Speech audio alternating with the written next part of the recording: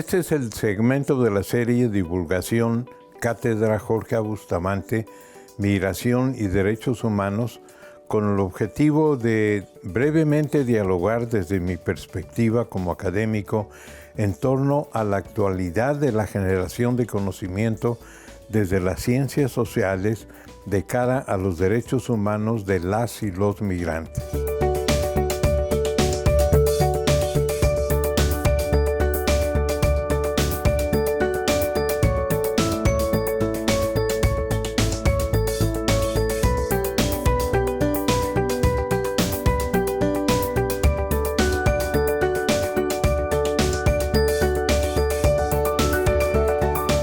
Es un panel literalmente de una discusión abierta sobre, como lo dice el programa de mano que han leído ustedes, sobre aspectos teóricos, sobre puentes teóricos y prácticos entre la sociología y la ciencia jurídica. Obviamente esto ha sido animado por la visibilidad que el tema de las migraciones internacionales ha tenido en los medios, pero también por el interés que han tenido diferentes investigadores, tanto de la sociología y de otras ciencias sociales, por cierto, y la ciencia jurídica, los abogados, que han tenido enfoques sobre el fenómeno migratorio del llamado caravanas, que en otros contextos es preferible llamado más propiamente éxodos migratorios desde Centroamérica rumbo a Estados Unidos, y que la visibilidad que ha tenido esto ha animado a investigadores obviamente a saber más sobre este fenómeno y las diferencias entre los enfoques de las ciencias jurídicas y la sociología, las ciencias sociales, es algo que se antoja que debíamos de tener más consensos y que debíamos de explorar más puentes tanto teóricos como prácticos. Por teóricos, básicamente yo estoy aludiendo al aspecto teórico que anima a la sociología tanto como a la ciencia jurídica, que es la búsqueda de la verdad, por métodos diferentes, ciertamente. La diferencia teórica es de que la ciencia jurídica persigue la verdad, pero además persigue un valor que es la justicia. Y en esto se diferencia de los objetivos centrales de la investigación en ciencias sociales, en que se queda en la búsqueda de la verdad. No porque en las ciencias sociales se desconozcan los valores, el origen de la sociología está ligada a la apreciación de los aspectos subjetivos que animan a las relaciones sociales. Desde sus fundadores, tanto Max Weber como George Simmel, se preocuparon mucho porque se entendieran la sociología como la ciencia que estudia básicamente el entendimiento que anima, que da lugar, que da dirección a las relaciones sociales. Y este aspecto de la búsqueda del entendimiento, esto es como pudiéramos decir, y perdonen la analogía, como la célula madre de la sociología, el entendimiento de lo que son las relaciones sociales, que obviamente cuando hablamos de relaciones sociales en un grupo, estamos hablando pues de un entendimiento compartido por una comunidad. Esto es lo que da la esencia de la noción sociológica de comunidad, es compartir entendimientos comunes. Bueno, si ustedes hacen esto en un sentido plural y extendiendo la noción de relaciones sociales y de comunidad, pues podríamos llegar hasta las organizaciones complejas, al Estado y a las relaciones internacionales. Todas ellas caben sobre el rubro de las relaciones sociales, porque obviamente estos son relaciones entre miembros de una sociedad que puede tener estas dimensiones de grupo familiar, comunidad, sociedad, nación, comunidad internacional. Y en cada una de estas dimensiones, el sentido de un entendimiento común es el denominador, es lo que aglutina a estos grupos entre sus miembros en todos estos niveles. Y desde luego, en aspectos más prácticos, la sociología se interesa, como dije antes, por la búsqueda de la verdad a través de métodos de rigurosidad científica, que son básicamente métodos que se hacen colectivos en la medida de que se hace una invitación a que sean controvertidos, a que sean puestos hacia la crítica, hacia la mejoría de los métodos de la búsqueda de la verdad y hasta compartir caminos semejantes para lograr el objetivo de la búsqueda de la verdad. Ciertamente en las ciencias jurídicas la búsqueda de la verdad es básica, es el principio básico de entidades como la prueba procesal, como las pruebas en general, pero ese agregado de la justicia es algo que no necesariamente está en las ciencias sociales, aunque ciertamente hay compatibilidades. Y yo siento que en la medida en que tengamos una noción, cuando menos en principio común, de la búsqueda de la verdad, podemos coincidir en objetivos tanto juristas como científicos de lo social. Y esto es algo que básicamente es lo que anima a este panel, que lo hemos llamado panel de discusión porque no hemos pedido ninguna preparación especial. Es una conversación que tiene propósitos ambiciosos. Es una conversación que queremos que sea el inicio de otras conversaciones sobre el mismo tema, porque ciertamente no vamos a agotar aquí ningún tema.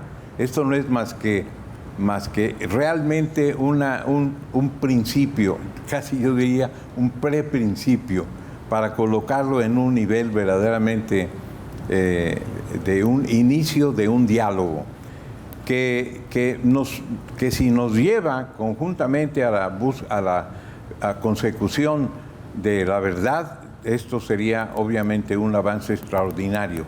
No se ha conseguido hasta la fecha. Y esto, pues, llevado a aspectos más prácticos, obviamente la evidencia científica en la sociología no necesariamente corresponde a la noción de evidencia en la ciencia jurídica, donde obviamente como se busca también el valor de la justicia, de llegar a la justicia, esto pues llega con diferentes caminos. En las ciencias sociales son básicamente ciencias que busca por métodos empíricos llegar a la verdad. Y aquí pues yo me topé con el dilema que, siendo originalmente abogado, estaba yo acostumbrado a un método de un discurso deductivo, en tanto que cuando llegué a la sociología me tuve que cambiar de canal para tener la obligación de pensar en términos inductivos, siempre apoyados en hechos empíricos. Aunque esto también obviamente es parte de la búsqueda de la verdad en la ciencia jurídica, los procedimientos pueden ser diferentes, pero también pueden ser altamente compatibles. Y bueno, este es un objetivo que no alcanzaremos el día de hoy, pero que he contado con la aceptación de compartir con este diálogo, nada menos con una de las personas de mi generación, que yo he admirado desde nuestros años de preparatoria, en que se acostumbraba que el que sacaba las mejores calificaciones le llamáramos la excelencia. Pues les presento a la excelencia de mis años preparatorianos, de nombre Sergio García Ramírez. Adelante, Sergio.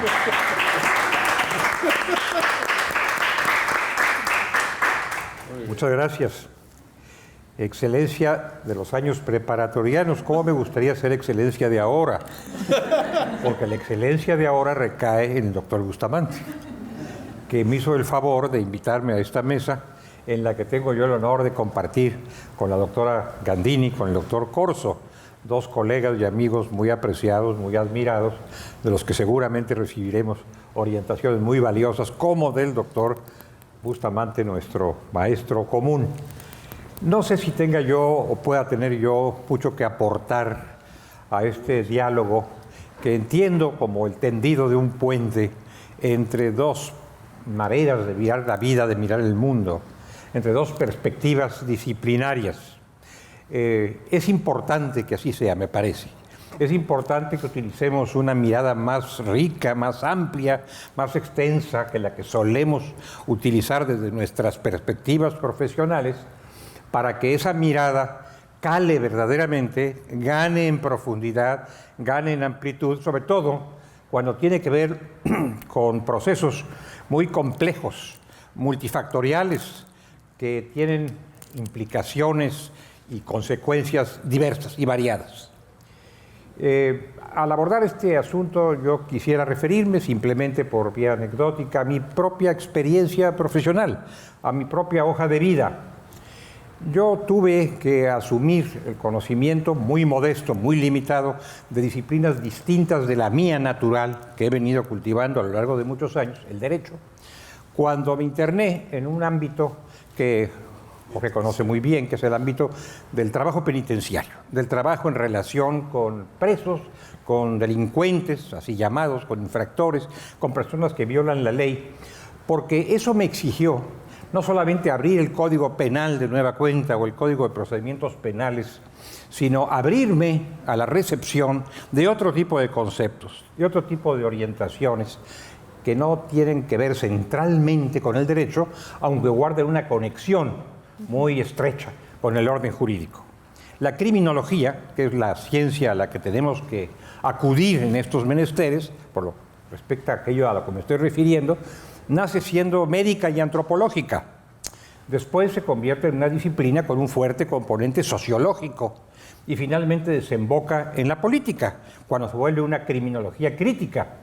Y entonces quien cultiva el ámbito penal, el ámbito del crimen, de sus consecuencias, tiene necesariamente que adquirir algún tipo de conocimiento o tender un puente hacia esas distintas vertientes de la criminología, que no es derecho, pero se informa por el derecho e informa al derecho. Así que ahí tenemos un puente, y yo lo digo porque esa fue mi propia reflexión, esa fue mi propia experiencia de vida. Así que me siento muy sensible y muy familiarizado con este tema, en términos generales, con este esquema de reflexión y de pensamiento que no se atiene a un solo compartimiento de la cultura o de la profesión, sino que tiene que abrirse a otros varios. Es muy útil acompañar la reflexión con la acción, si esto es posible, para poder compatibilizar la experiencia de vida con el conocimiento académico, como lo hizo el doctor Bustamante, por ejemplo, cuando además de ser un estudioso de los procesos migratorios, eligió ser él mismo un migrante indocumentado, y pudo tener, por lo tanto, las vivencias, no solamente por lectura de libros, sino por experiencia de vida. No siempre se puede lograr esto, pero lo que sí se puede conseguir, por lo menos, es circular en otros espacios de la reflexión, no solamente aquellos que uno cultiva centralmente o profesionalmente, y solicitar el acompañamiento de los colegas igualmente reflexivos en otras celdas de la academia en la que todos participamos. Digamos que nuestra academia, nuestra vida académica, es una vida de compartimientos que no tienen que ser estancos, podemos pasar de unos a otros, de una celda a la otra, comunicarnos mutuamente y beneficiarnos. Yo mencionaría algunos temas, algunos ejemplos, mejor dicho, de esta necesidad de comunicación, de esa necesidad de tendido de puentes.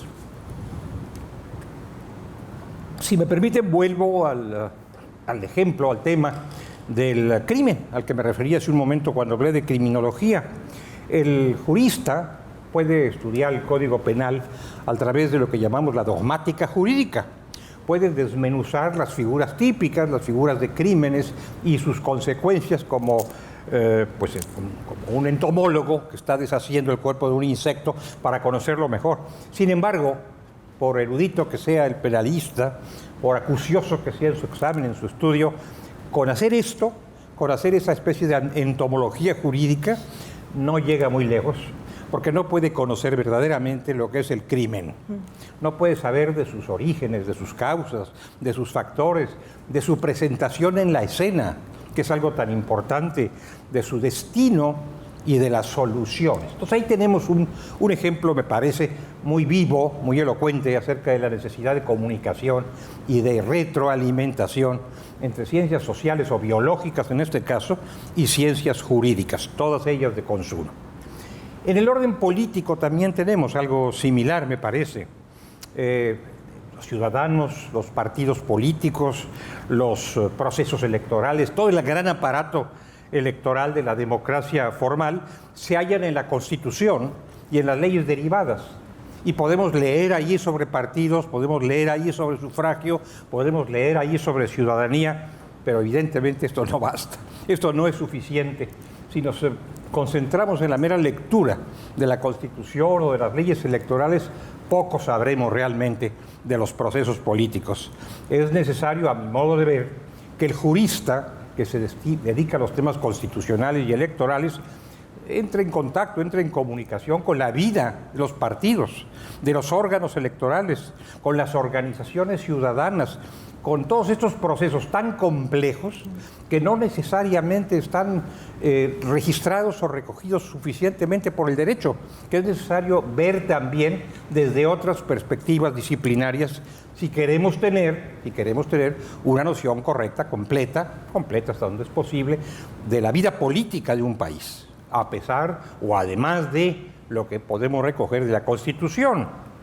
Otro tanto se puede decir, y hoy lo veíamos en un excelente examen doctoral, lo mismo se puede decir de la migración y de los procesos migratorios. Tenemos una copiosa legislación sobre procesos migratorios, tanto nacional como internacional. Hay disposiciones en muchas leyes mexicanas que tienen que ver con esta materia.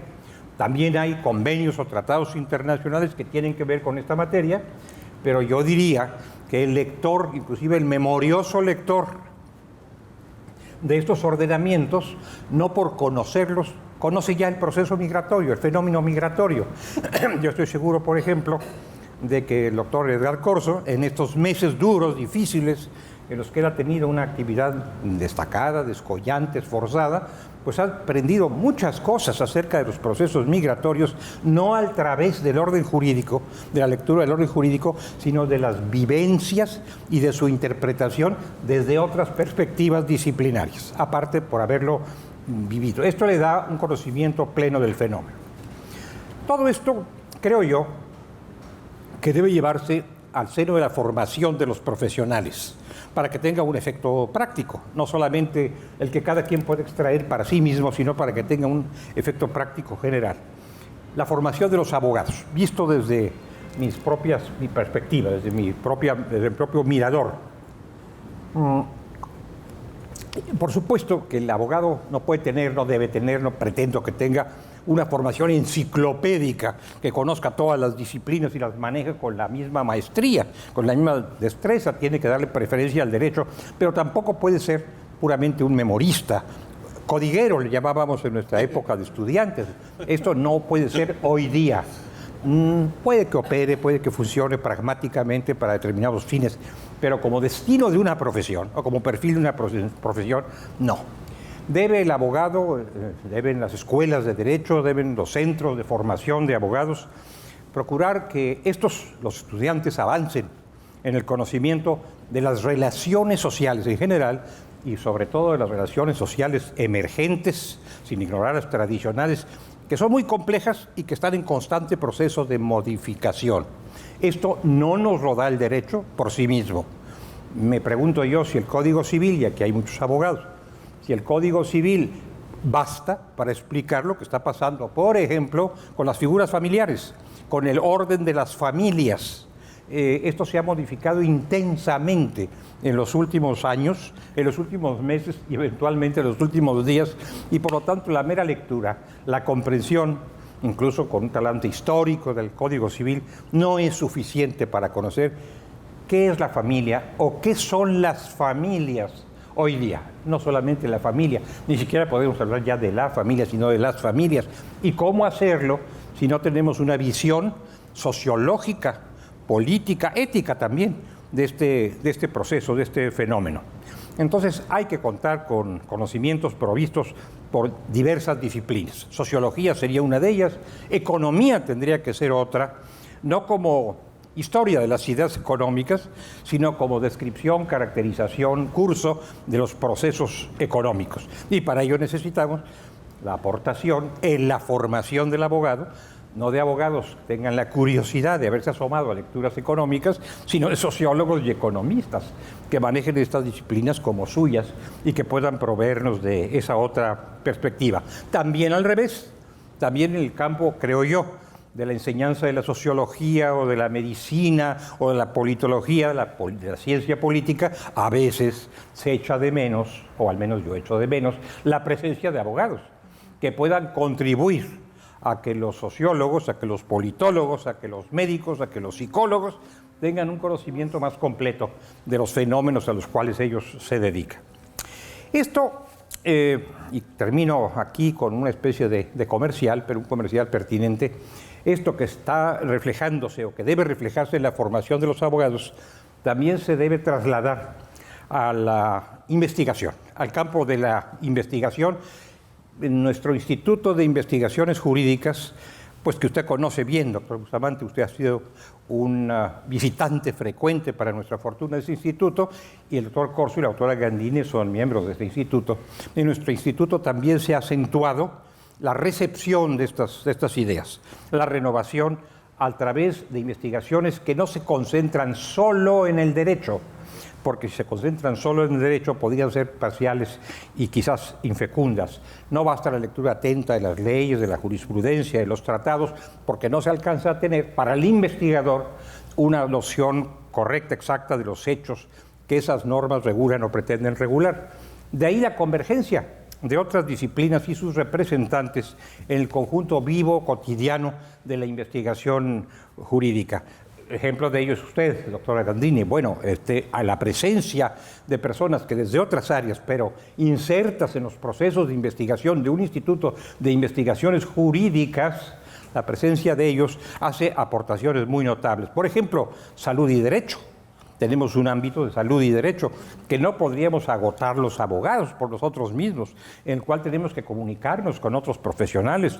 Derechos humanos, esta materia tan extensa, tan compleja, tan variada. Diversidad, esto que llamamos ahora la diversidad, y que no era materia de gran indagación, de gran estudio hace algunos años. Migración, doctora Gandini. El tema de la corrupción, ¿cómo verlo solamente desde la estructura constitucional o secundaria, sin verlo además desde sus ingredientes o componentes sociales, económicos, éticos, políticos, etc.? Eso lleva a que ese instituto, que nació siendo estrictamente jurídico, fundado y desarrollado por egregios juristas, hoy haya incorporado de una manera notoria, creciente y benéfica a profesionales de otras disciplinas. Filósofos, por ejemplo. Hablo en plural, puede ser un filósofo, pero también puede ser varios filósofos, médicos. Tenemos investigadores médicos en el Instituto de Investigaciones Jurídicas, y lo cual no los aleja de la medicina, sino que permite que el aporte de la medicina se vuelque sobre el estudio del derecho. Sociólogos, politólogos, internacionalistas, que no siendo de origen abogados, contribuyen con los abogados en el plano de la investigación. Entonces, esto es lo que yo podría de primera intención expresar a propósito de lo que queremos establecer como un puente bien tendido, un puente múltiple bien tendido entre el derecho y otras disciplinas y otras ciencias, sociales o no, pero esencialmente las sociales, y como una mirada convergente de esas otras ciencias y la ciencia, lo que llamamos pomposamente a veces la ciencia del derecho o las ciencias jurídicas. Le reitero mi mi agradecimiento, doctor Bustamante, por haberme invitado a participar con ustedes en esta mesa que espero tenga excelente rendimiento. Muchas gracias. Gracias. Y para continuar entonces, daremos la palabra a la doctora Candini para que nos haga sus comentarios, que serán seguidos por el doctor Corzo. Muy bien, muchas gracias. Buenas tardes. Es un gusto para mí estar aquí en este diálogo con tan admirados colegas y compañeros.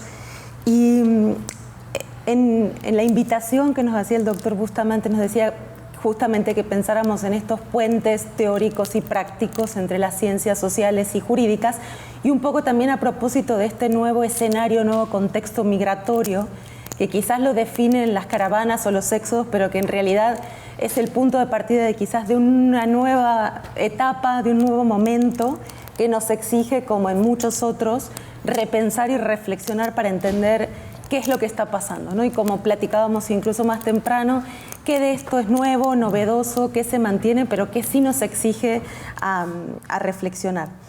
Y en ese sentido, cuando uno empieza a pensar, bueno, el diálogo entre las ciencias jurídicas y las ciencias sociales, pues entonces estamos hablando de abogados y cientistas sociales, sociólogos en general. Bueno, ¿qué hace cada uno de ellos, ¿no? Y entonces, si uno piensa en los abogados, es quizás más fácil, porque uno dice, bueno, estudian la ley, ¿no? de base. ¿Qué hacen los sociólogos o los cientistas sociales? Y la respuesta es, pues estudian la sociedad.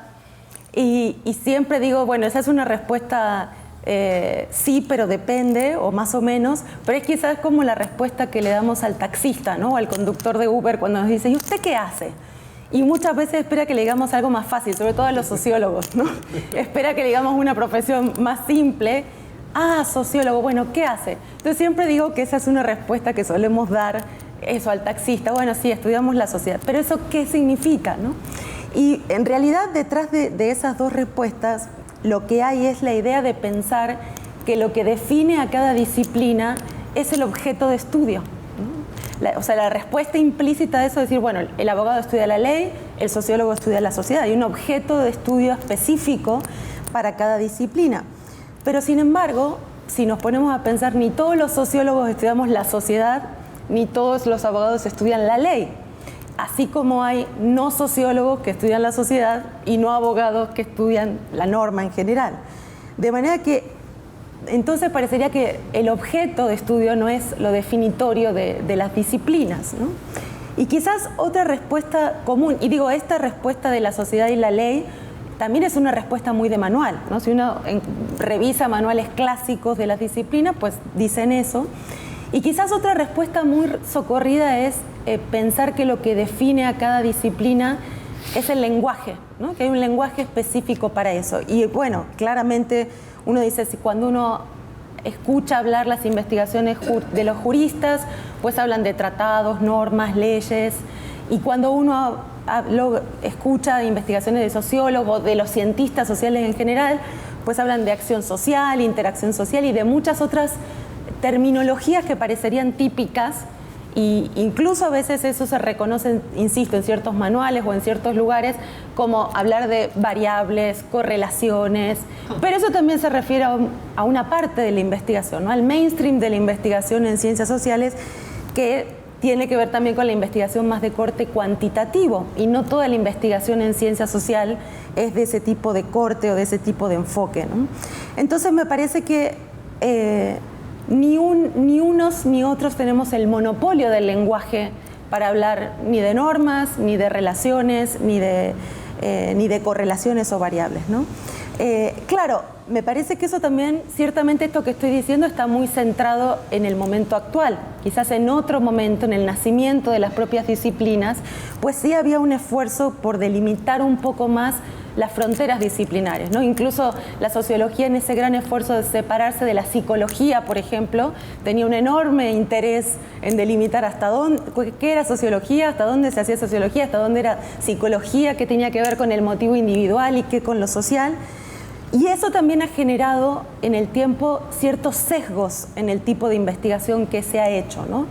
Uno de ellos en ciencias sociales que en las últimas décadas hemos tratado de combatir más es el nacionalismo metodológico, ¿no? Esa impronta tan fuerte de pensar al Estado y a la sociedad, primero como equiparables y en segundo lugar como casi la unidad de análisis indiscutida para los análisis en ciencias sociales en general.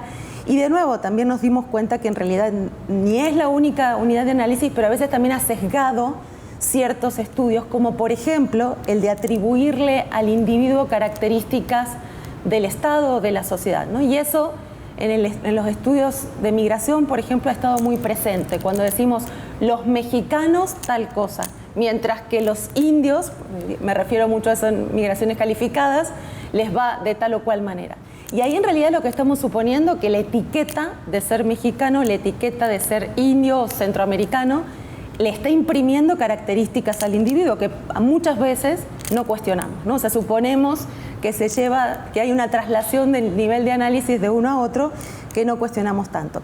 Pero entonces, el propio devenir de las disciplinas, desde mi punto de vista, ha hecho que esos límites, que en un inicio eran tan importantes, se tornaran quizás un poco más difusos o más borrosos, a pesar de las especificidades que cada una de las disciplinas tiene, ¿no?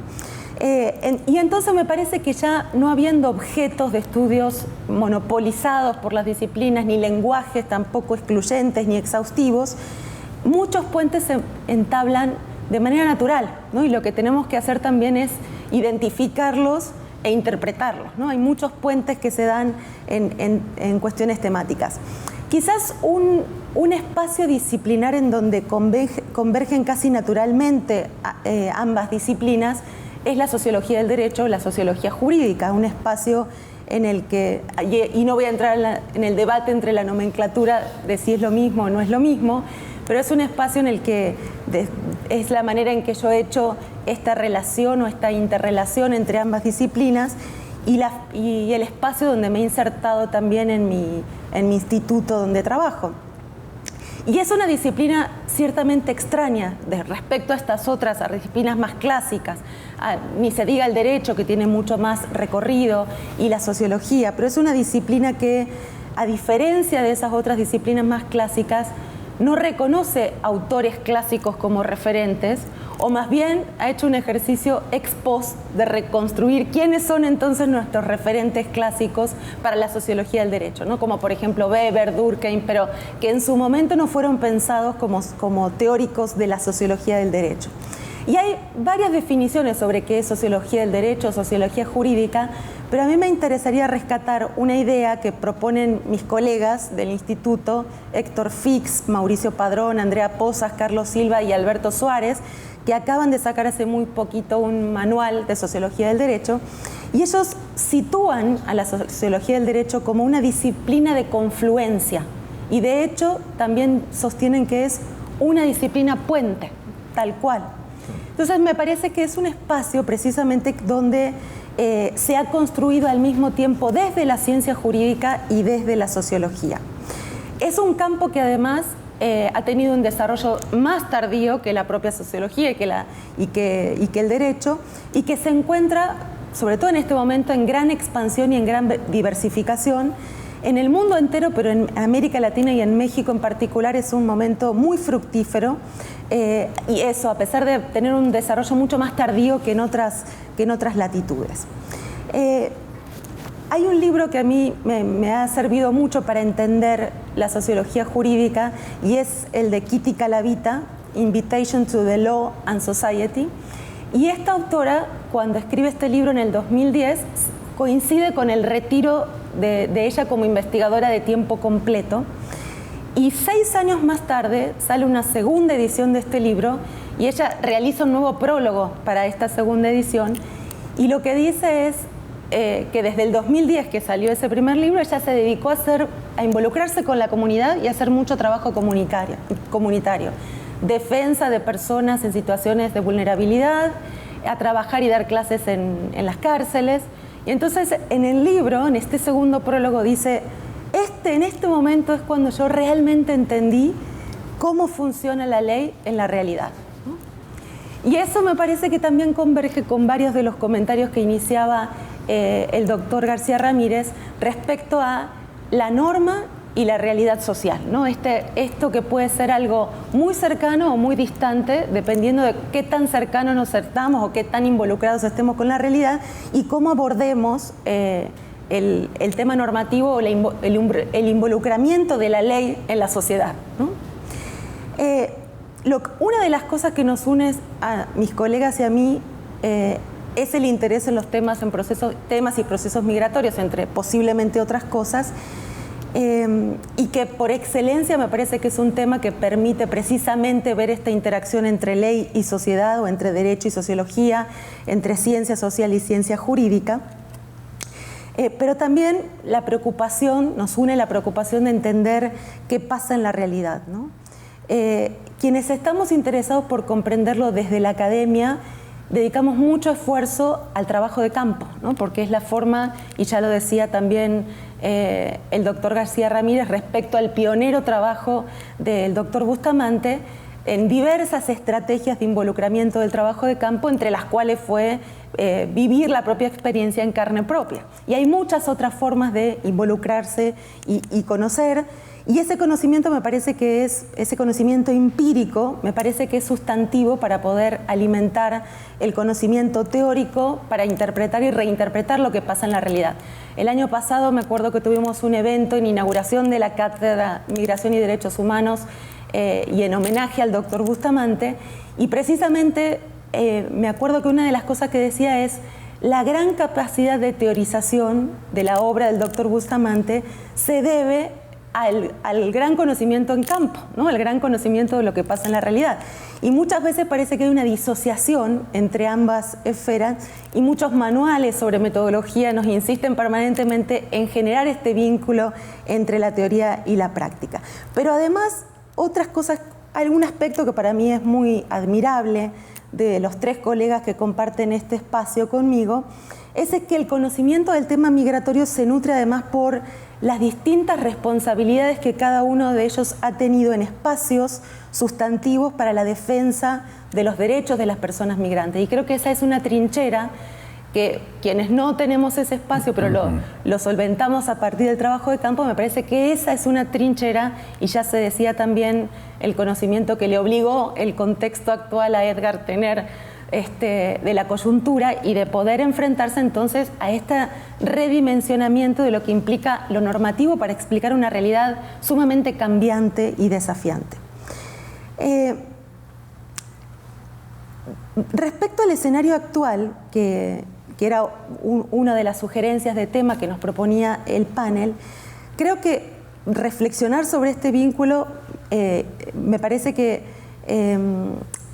es más que interesante hacerlo en el escenario migratorio actual, ¿no?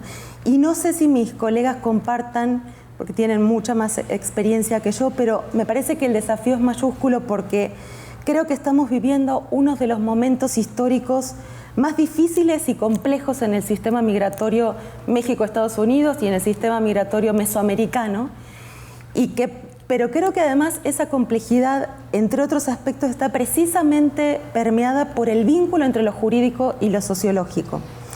Desde mi punto de vista, una de las características distintivas de esta coyuntura es que se trata de un momento o de una era, de una etapa histórica en la que hemos desarrollado, aprobado, firmado, ratificado la mayor cantidad de marcos jurídicos de protección para la defensa de los derechos humanos de las personas migrantes, a nivel internacional, regional, a nivel doméstico, en el ámbito legislativo, en la jurisprudencia, pero en el que los cambios empíricos en consonancia con las acciones o las omisiones de los estados han generado amplias violaciones a los derechos de estas personas. Y me parece que eso es un momento que se viene dando en las últimas décadas, pero ahora hace claramente eclosión, y que nos obliga entonces a reflexionar si este amplio desarrollo de marcos jurídicos de protección, con esta amplia cantidad de desprotecciones, de violación de derechos, implica una brecha, una distancia,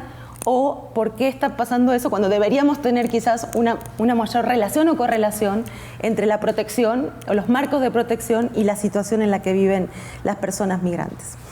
Y me parece que las caravanas y el éxodo migrante o migratorio nos ha forzado a reflexionar acerca de en qué medida se trata de un fenómeno nuevo o que adquiere expresiones novedosas, y desde mi punto de vista constituyó un punto de quiebre, entre otras cosas, en el devenir de la política migratoria o de las políticas migratorias, que creo que hasta cierto punto tuvo consecuencias impensadas, tanto para la academia como para los propios hacedores de la política migratoria en los últimos tiempos.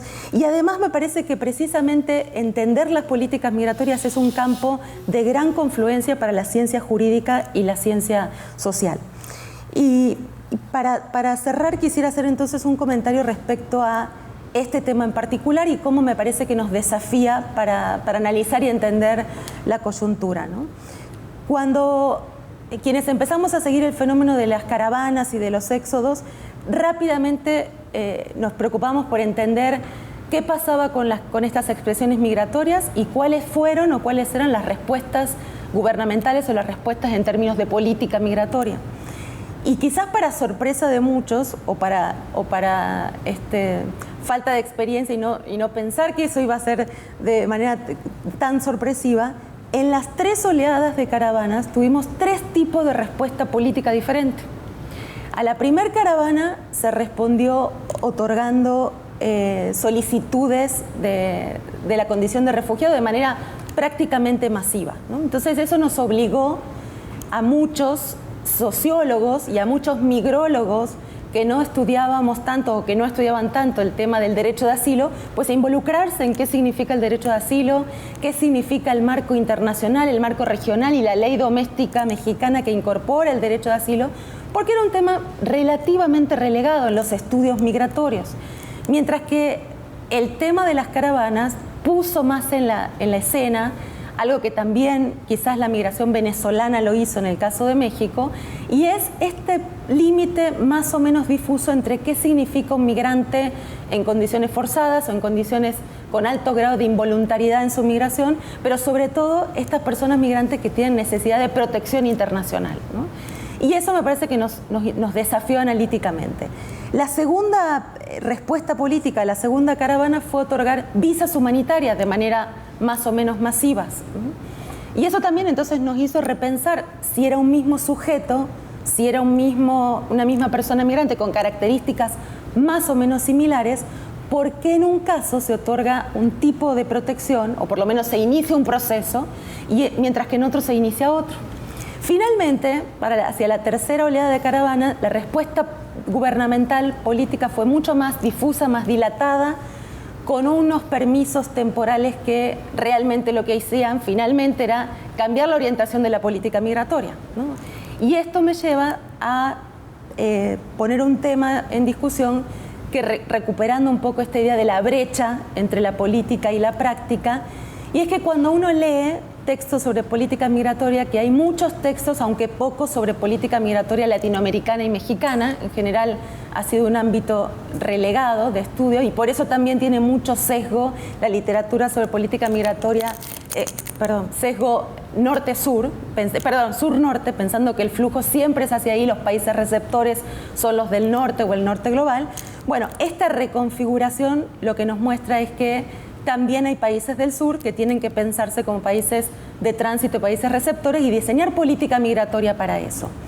Las clasificaciones clásicas sobre política migratoria generalmente clasifican a la política en políticas restrictivas o políticas abiertas o liberales con orientación de apertura y derechos humanos, mientras que las políticas restrictivas suelen ser aquellas que se inscriben en un enfoque más de securitización, ¿no? Y las políticas abiertas en un enfoque de derechos humanos. Y una de las características que tienen estas políticas en los países, en las democracias liberales, algunos autores han hablado de la existencia de una tensión entre ambos enfoques o ambas políticas, a lo que se le llamó la paradoja liberal. ¿En qué sentido? En 2 sentidos. Por un lado, en que se ha desarrollado en los últimos años un discurso o una narrativa en estas democracias liberales del norte global, que son muy restrictivas o que han sido muy restrictivas, y que eso también tenía un sentido de calmar aquellas voces que se preocupan por la migración y que entienden a la migración como un problema, cuando en realidad en la práctica siempre tienen acciones o han tenido acciones, y pensemos en el caso de Estados Unidos y de otros hasta hace unos años atrás, acciones que sí tenían políticas, acciones de puertas abiertas, o sea, un discurso que generalmente trataba de calmar que no iba a haber grandes masas de migración, con acciones que sí permitían el flujo de migrantes calificados y de otros migrantes que venían a atender características del mercado laboral.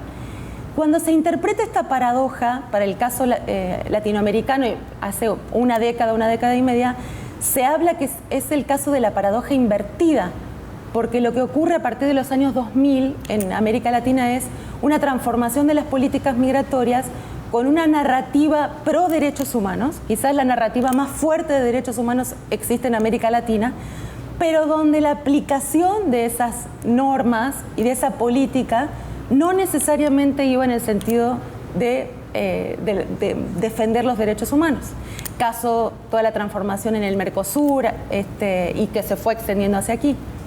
Lo que ocurre desde mi punto de vista en este momento, y quizás el caso mexicano es un ejemplo, es la coexistencia de la paradoja liberal invertida y de la paradoja liberal. Es decir, narrativas y prácticas que ambas van en contrasentido. O sea, por un lado hay narrativas pro derechos humanos con acciones de securitización y por otro lado narrativas de securitización con acciones pro derechos humanos. ¿Por qué? Porque también las acciones de los gobiernos han sido discrecionales.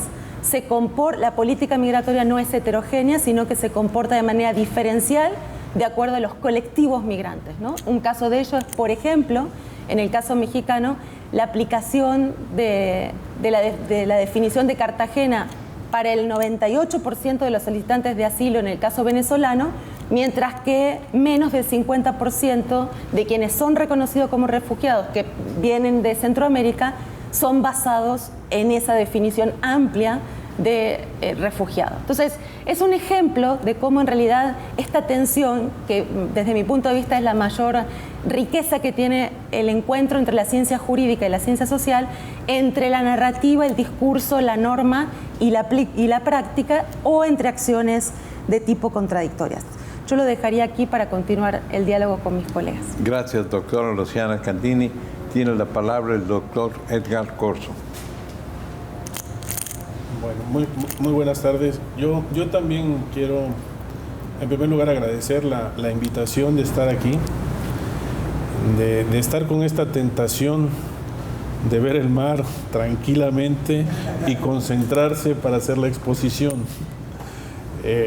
Se agradece siempre que vienen aquí. Gracias, don Jorge, por esta invitación. O sea, siempre es muy agradable.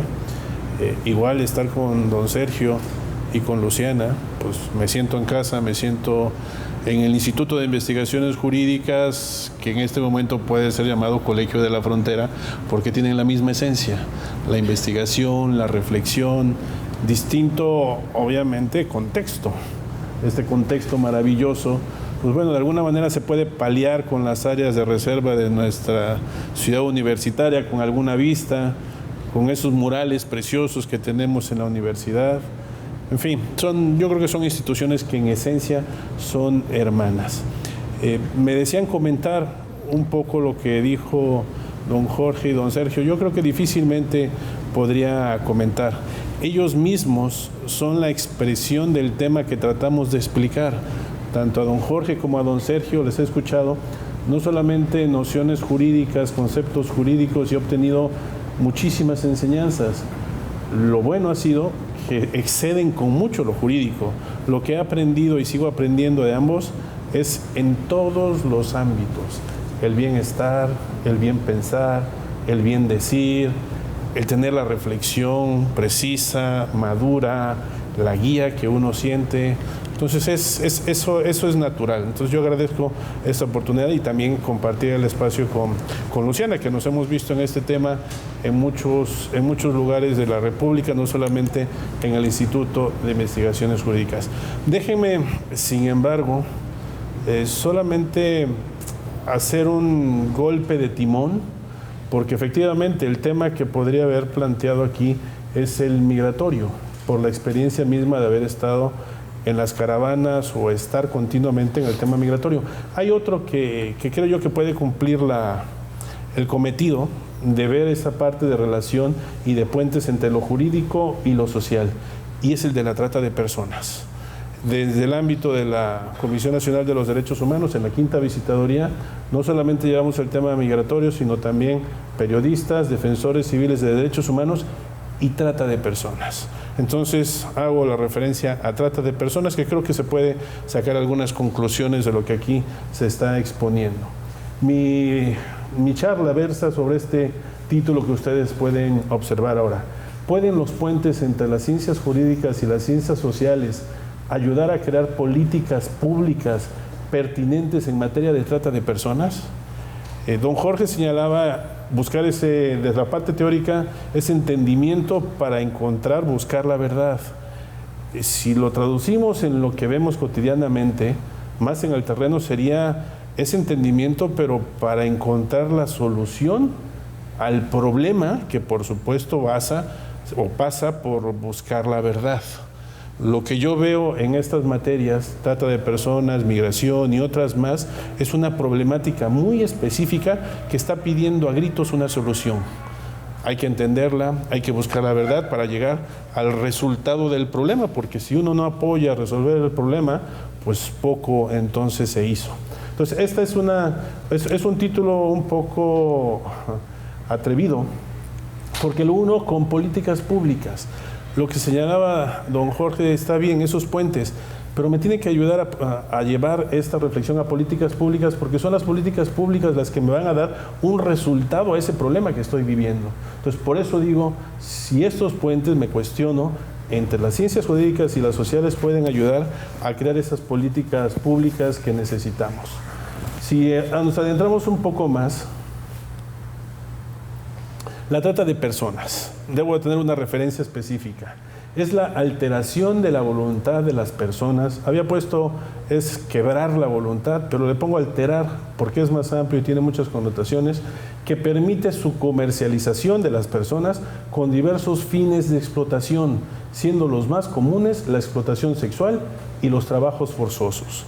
Esta es una noción genérica de trata de personas que lleva implícito ahí muchas nociones.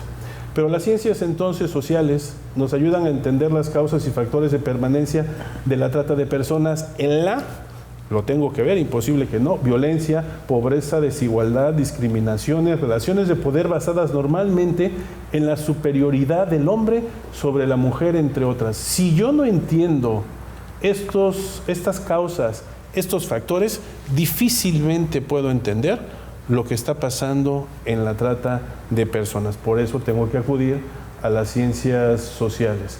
Pero las ciencias sociales también me ayudan, contribuyen a la formulación de políticas públicas contra la trata de personas al estar determinadas por elementos sociales y culturales. Entonces, esa noción aplicada con ciencias sociales me llevan, por supuesto, a crear políticas públicas que desearíamos que den respuesta o solución a lo que estamos viviendo. La comprensión de la realidad social de la trata de personas puede lograrse desde distintas ciencias sociales. He visto, me consta, lo he sufrido, lo he vivido, pues que hay que acudir a muchas ramas, a muchas ciencias cuando estamos viendo la trata de personas. La sociología, por supuesto, la antropología social y la victimología. Pero no solamente eso.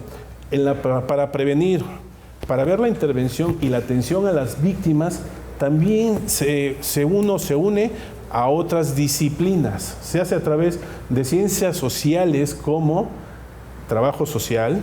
Tengo que tener muchos aspectos en esta ciencia. También psicología y, por supuesto, pedagogía. Estas son 6 elementos de unión para hacer un entendimiento de la trata de personas, buscando políticas públicas que den una respuesta. Si vemos esto con un poco más de detalle, haciendo ese puente, haciendo esa unión, buscando una política pública, pues resulta lo siguiente. Si nos vemos al ámbito sociológico, con independencia de que aquí estoy citando algunas referencias de autores de la sociología, y solo digo referencias porque no podría yo entrar al manejo preciso de las corrientes en sociología, pero sí una referencia que me ayuda a sostener que la sociología permite entender por qué la trata de personas con fines de explotación sexual se inscribe en un contexto de violencia de género. Ya tengo un elemento más que me está ayudando la sociología. No se trata solo o sencillamente decir trata de personas, explotación sexual. Hay algo más que tengo que ver y es la violencia de género. Violencia de género, entonces me dan los elementos de la sociología. O bien entenderlo desde las masculinidades. Esas son reflexiones que uno pudiera señalar nada más, pero que nos dan el entendimiento de por qué hay una subordinación de las mujeres que son reclutadas, se trasladan, se venden, se compran, se rentan, se explotan, o desde el manto de la corrupción en donde se protege al agresor. O sea, ver a un servidor público, no entender el tema de trata de personas, o que predeterminadamente te dice, pues es que se lo buscó, o es que mira, ella actuaba de esa manera, pues eso te da una connotación muy diferente, y eso lo tenemos, por supuesto, en un entendimiento mejor desde la sociología. Si analizamos el diagnóstico de la situación de trata de personas en México, recién emitido por la Comisión Nacional de los Derechos Humanos, tenemos estas consecuencias. El 89% de las víctimas son mujeres y niñas, y el 15% son hombres y niños. Entonces se hace un diagnóstico, se busca la información y tenemos una gran consecuencia de esta investigación. 89 mujeres y niñas, mayoritariamente, mientras que 15% son hombres y niñas. Pero estoy haciendo referencia a víctimas. ¿Esto qué implicaría? Que sería inverosímil entonces construir un programa nacional contra la trata de personas sin reflejar una visión de género. Visión de género que nos da el entendimiento de la sociología y visión de género que me está arrojando un diagnóstico en donde me dice las víctimas son mayoritariamente las mujeres y las niñas. En cuanto a las personas indiciadas o imputadas, el diagnóstico arrojó, por ejemplo, que el 67% son hombres, mientras que el 33% son mujeres. O sea, ese dato duro que me está arrojando una investigación de campo, sociológicamente visto, recabando la información, me está diciendo que quien está haciendo el mal, 67% hombres, ¿y a quién se lo está haciendo? Al 89% de las mujeres, que son las víctimas. Pero al mismo tiempo me está diciendo que hay un 33% que son mujeres que también están haciendo el mal. Ah, caray. Eso me tiene que arrojar una consecuencia diferente. Que la mayoría sean hombres no cambia la percepción en la trata de personas con fines de explotación sexual. Es congruente con la mayoría de las víctimas siendo mujeres y niñas. Pero llama la atención la participación de las mujeres. ¿Será entonces que ellas son las que enganchan a otras mujeres? Porque están siendo indiciadas, están siendo imputadas.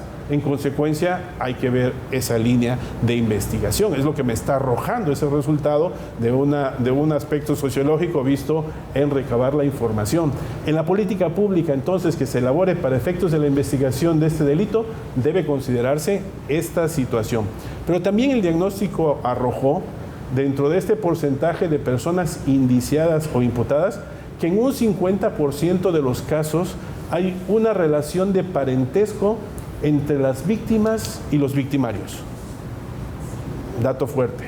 50% es al interior de las familias, es una relación de parentesco. Eso debo de entenderlo sociológicamente, eso debo de ver cuál es el aspecto que familiarmente está incidiendo, pues para tener un resultado. Entonces, este es un dato importante también para la política pública a crear, que tiene que resolver esa problemática en donde el 50% pues tienen una relación de parentesco. Algo está pasando sociológicamente con las familias. Si nos vamos a la antropología social, por ejemplo, haciendo el mismo análisis y concreción, pues bueno, aquí obviamente citando, insisto, haciendo una referencia en el ámbito correspondiente sin manejar las corrientes que son propias de esta disciplina. Aquí sí es muy importante el contexto social, ¿sí? Esa realidad invisible que no se puede mostrar ni tocar con el dedo y que organiza las prácticas y además analiza las estructuras de posiciones diferenciadas en cada caso por el lugar que ocupan en la distribución de una especie de capital. Contexto social y lugar determinado para un análisis. Así podríamos entender entonces que en la región de América del Norte, Centroamérica y el Caribe, la principal forma de explotación es la sexual y la mayoría de las víctimas son mujeres adultas. En cambio, en África subsahariana lo es el trabajo forzoso y las principales víctimas son niños, pues son obligados a participar dentro de los conflictos armados como soldados. Pues ese es un entendimiento que me ayuda a la antropología social para ver qué es lo que está pasando en nuestra región comparada con otra región. Aquí la antropología entonces nos permite incluso conocer el microcosmos social de la trata de personas, donde los sujetos son agentes sociales que producen y reproducen su realidad. En México, por ejemplo, ¿cómo no ver desde el punto de vista de la antropología, y que conste que estoy en trata de personas, un delito que lo estamos viendo desde el punto de vista de los derechos humanos, derecho a no ser sometido a trata de personas, como bien lo sostuvo ya la Corte Interamericana de Derechos Humanos? Entonces, algunas comunidades indígenas construyen su realidad a partir de usos y costumbres, dentro de los que están naturalizados los matrimonios infantiles y los matrimonios forzosos y serviles. Las niñas son vendidas y obligadas a casarse con hombres mayores de edad. Ciertamente ya hubo una resolución de la Corte, pero digamos que es en materia urbana, en donde nos está diciendo hay un límite para casarte, que es el de la mayoría de edad. Lo demás no existe, sí, pero tenemos todavía ciertos lugares, ciertas tradiciones, ciertas costumbres que nos los están indicando de una manera diferente. Aquí queda corta la política pública, por supuesto, y toma lugar la necesidad legislativa. Ahí tenemos que hacerlo de alguna otra forma. Si nos pusiéramos en psicología, en la atención, ya la parte de la atención, esto es algo que me ha llamado muchísimo la atención y lo difícil que es tratar de solucionarlo. Aquí sí tenemos un desafío mayor. ¿Qué es lo que pasa? La salud mental sabemos que es uno de los componentes más afectados en aquellas y aquellos que viven o vivieron en situación de trata de personas. Sobresalen las estrategias de manipulación. La trata de personas tiene que ver muchísimo con el aspecto psicológico. ¿Esto qué es lo que implica? Que las experiencias negativas vividas generan un profundo sentimiento de indefensión y dejan a la persona en una posición emocional que no le permite afrontar adecuadamente su vida con sus recursos psicológicos. Necesita, por supuesto, atención, ayuda psicológica. Si yo advierto que se viola el derecho a no ser sometido a la trata de personas, lo primero que tengo que ver en muchos casos es el aspecto psicológico por este daño que están recibiendo. En la mayoría de los casos ese daño instaura lesiones y secuelas cuya duración puede ser indefinida. Los trastornos más frecuentes: depresión, ansiedad, estrés postraumático. Eso es lo que nos enfrentamos cuando vemos a una persona víctima de trata de personas. No puedo llegar diciéndole, es que la ley dice esto y por lo tanto no te debió haber pasado esto. No, tengo que solucionar el problema y tengo que ver el daño que se le está causando, y el derecho solo no me sirve. Para eso son los puentes que bien se señala aquí. Conocer el impacto psicológico de la trata de personas tiene como objetivo identificar la sintomatología que presenta una víctima. Y aquí, por supuesto, juega un papel indispensable los modelos de atención para víctimas de trata de personas, con terapias hasta la total recuperación. Y ahí sí, comisiones ejecutivas de atención a víctimas, tanto federal como locales. ¿Qué están haciendo en estos modelos de atención para víctimas de trata de personas? ¿Cuál es la respuesta que nos han dado las instituciones? Pero tiene que ser un modelo de atención muy especial con base en la psicología para poner su atención. Los casos de niñas, niños y adolescentes víctimas de explotación sexual, la vida familiar se ve severamente afectada, ya que frecuentemente existe rechazo por parte de algunos miembros de la familia. Lo hemos visto y se resiente y muy fuerte. Después de ser víctimas todavía tiene el rechazo familiar. O bien, la atención psicológica ayuda a las víctimas indirectas a la familia a comprender que la niña, el niño o adolescente es una víctima de explotación y que no debe ser culpabilizada. En trata de personas yo creo que es muy manifiesto esta situación que se está presentando. O en el mismo caso, salir de la situación de explotación en la que se encontraba implica para el niño, niña y adolescente una ruptura drástica con sus amigos y grupos de pertenencia. Las herramientas psicológicas lo ayudan a construir nuevas relaciones sociales. Está en un ambiente tal, ese en el cual es víctima, que se acostumbra. Extraerlo de ahí es todavía doblemente problemático.